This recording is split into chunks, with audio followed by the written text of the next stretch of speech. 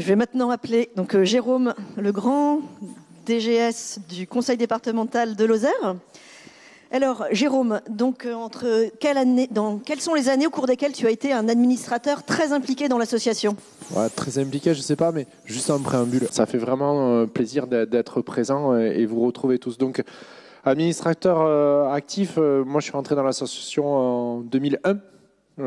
Voilà, jeune sigiste dans ma collectivité, jusqu'à à peu près 2012, 2013, là où j'ai pris d'autres responsabilités. Et en fait, pour moi, il y a eu deux périodes. Après une période de celle de 94 à 2000, où il a fallu rebâtir un projet d'association après le retrait des financements régions et où il n'y avait plus de permanents. Mais ça avait eu deux vertus. La première, c'est que ça avait créé un réseau de sigistes à l'échelle Languedoc-Roussillon, et puis la mutualisation de données avec la BD Carto, on en parlait avec Françoise et moi. Quand je suis arrivé dans ma structure, j'avais des CD-ROM de Sigueler avec la BD Carto, avec un nom, Maurice Nadal, que je ne connaissais pas, mais voilà. Et donc, Maurice Nadal embrasse tout le monde, effectivement. Et donc, il a fallu rebâtir un projet associatif. Et la première période, ça a été les journées professionnelles. Il y a eu un challenge un peu fou de faire une journée professionnelle à la SAFER en 2022, où chacun avait pu... 2002, merci. 2002, où chacun a pu témoigner. Et ça a gardé cette dynamique de réseau, parce que justement, enfin, moi, en étant en Lozère, des sigistes, j'en croisais pas tous les coins de rue. Et donc, c'était très important de garder cette dynamique. Et cette dynamique, elle a fortement continué avec la mutualisation de données, puisque derrière, on a travaillé sur les scans 25, on a travaillé sur l'orthophotoplan. Et même, je me souvenais plus qu'on avait fait payer une redevance à l'IGN sur l'orthophotoplan. Donc on a été très très bon sur ça. Donc voilà, une dizaine d'années et un grand bonheur de travailler avec des collègues et des amis même sur le SIG.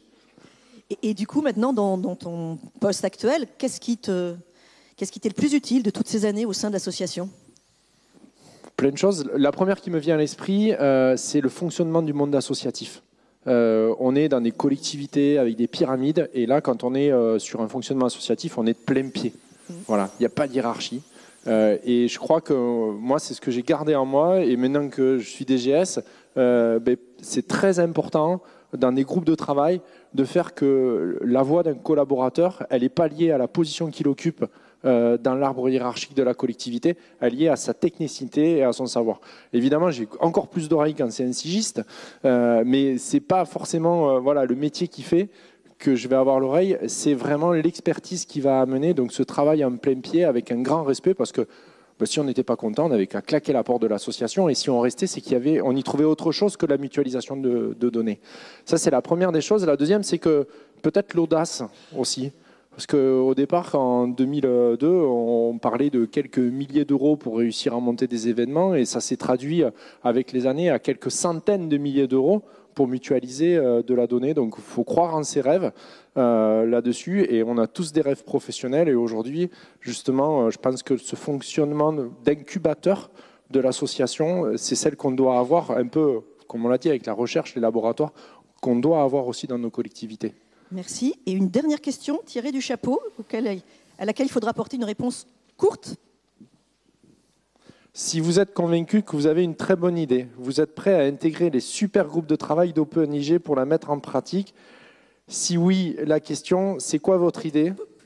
Alors, est-ce que vous avez une super idée pour créer un groupe de travail? On a entendu Mickaël Delafosse ce matin pour Waze, c'est noté. Est-ce qu'il y aura on a besoin de groupe de travail? Non, mais... Ah bon?